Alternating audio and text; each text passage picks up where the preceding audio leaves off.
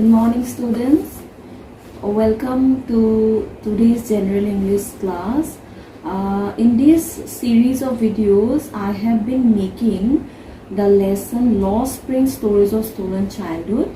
In the first video, you have already seen the introduction to the lesson, like what the lesson is all about. We have also learned about the justification of the title, like why the lesson has been named as Lost Spring Stories of Stolen Childhood.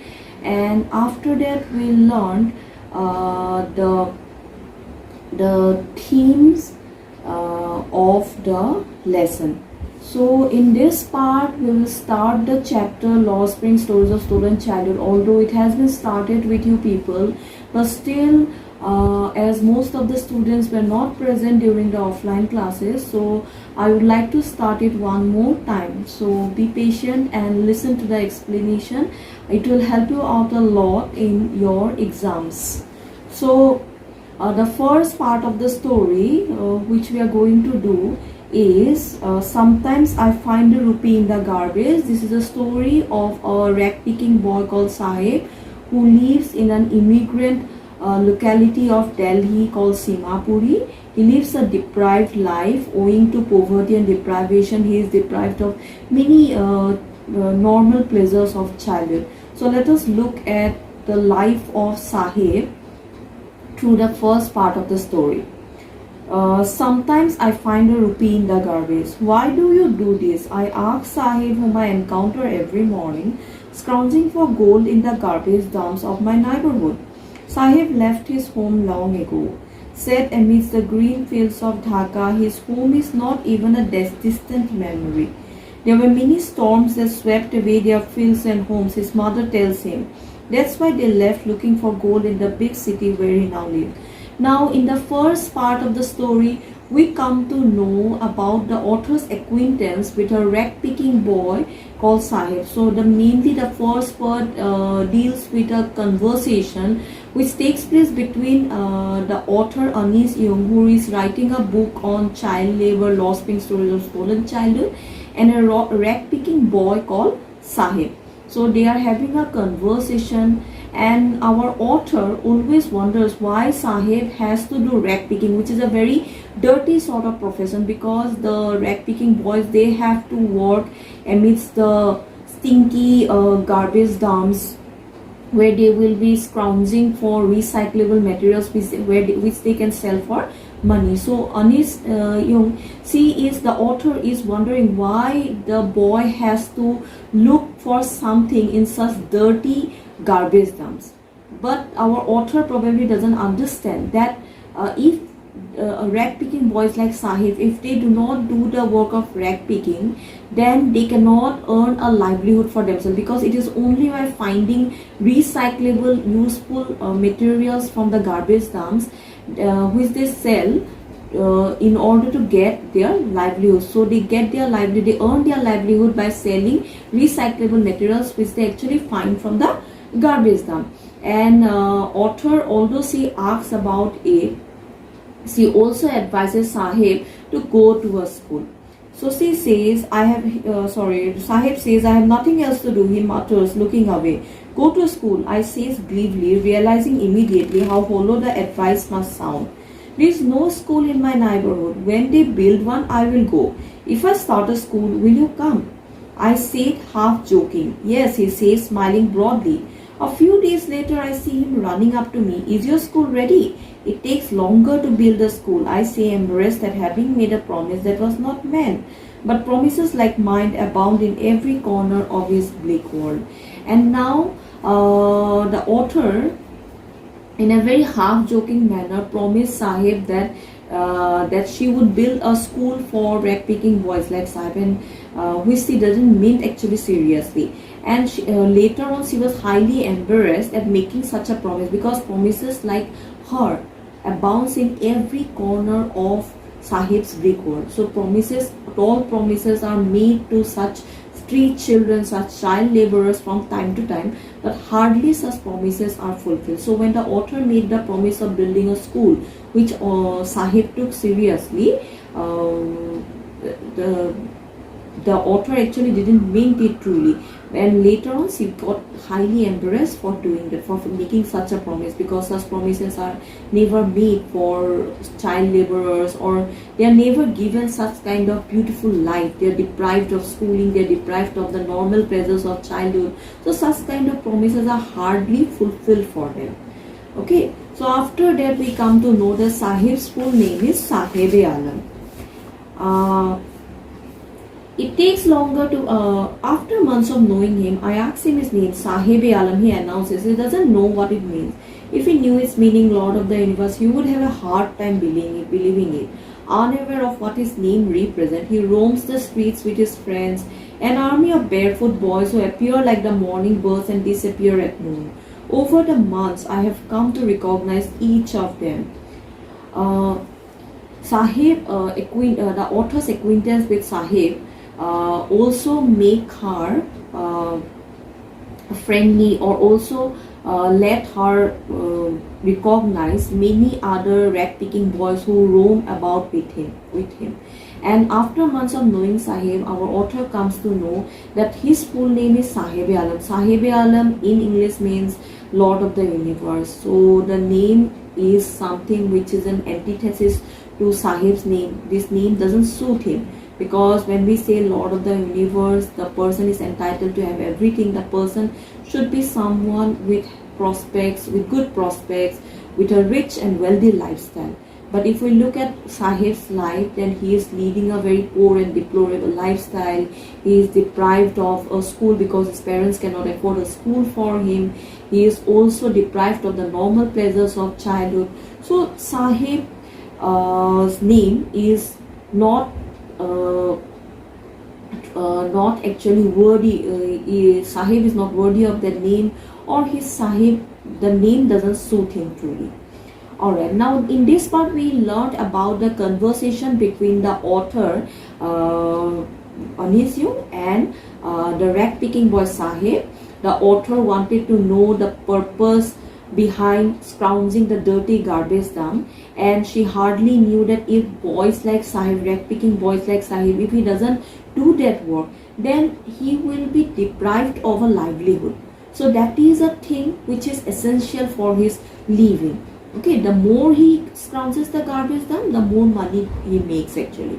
So in this part we come to know about this, and then we also come to know that promises like the author made to Sahib, like building a school for him, are abounding in Sahib's Greek world, but such promises are rarely kept. So this is not only meant for Sahib, for all street children and child laborers.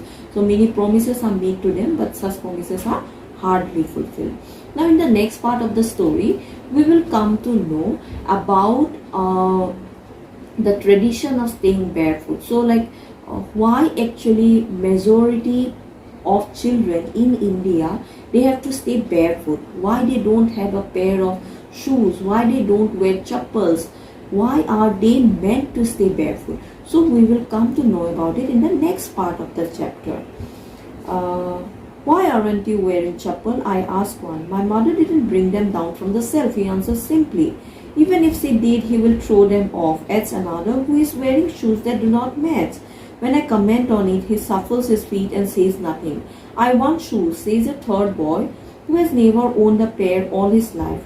Traveling across the country, I have seen children walking barefoot in cities on village roads. It is not lack of money, but a tradition to stay barefoot is one explanation. Wonder if this is only an excuse to explain away a perpetual state of poverty.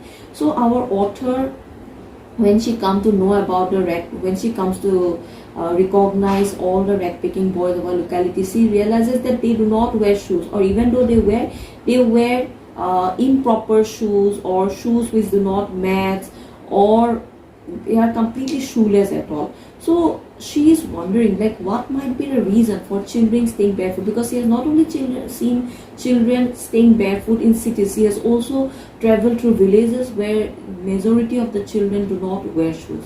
So at first she tries to explain that probably it is a tradition to stay barefoot, because people will always give the excuse of tradition for children not wearing footwear, for children not wearing shoes.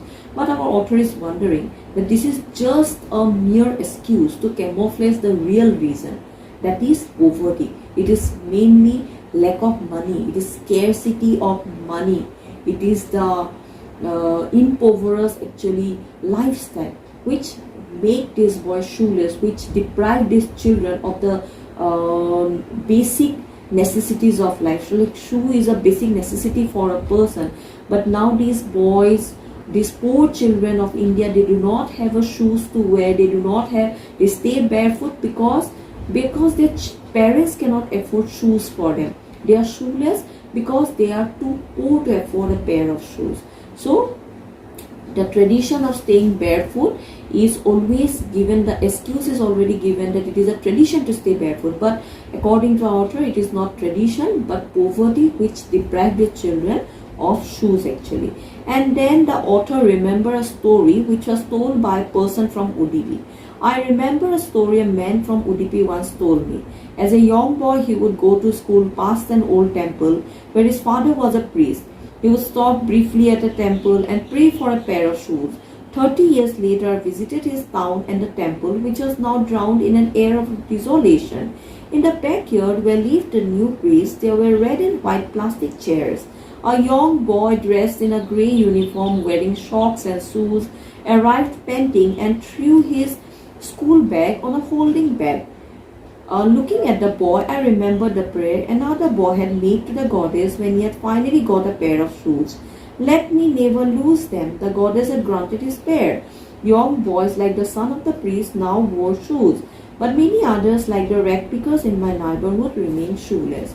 So here the author is actually making a contrast between the rag pickers of Simhapuri and the children of Udupi. So our author met a person from Udupi who told her an anecdote from her childhood, a story from his childhood.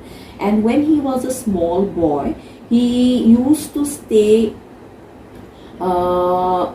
he used to be the son of a priest who worked in a temple, and when he used to go to school, at that point of time he used to go barefoot. He had no shoes to wear. So every day he would stop briefly at the temple. He would pray in front of the goddess to grant him a pair of shoes. And now when the author Anishyung visited the town Udupi, he saw that everything has drastically changed in Udupi. People's lifestyle have drastically improved. People now wear, children of Udupi, they not only wear shoes, they wear socks, they wear uniform, they take school bags to school, and in the house of the new priest there were red and white plastic chairs, there was a folding bed. The son of the new priest also attends school and he goes in full uniform. So many changes have taken place in the place called Udupi. And what brings the change?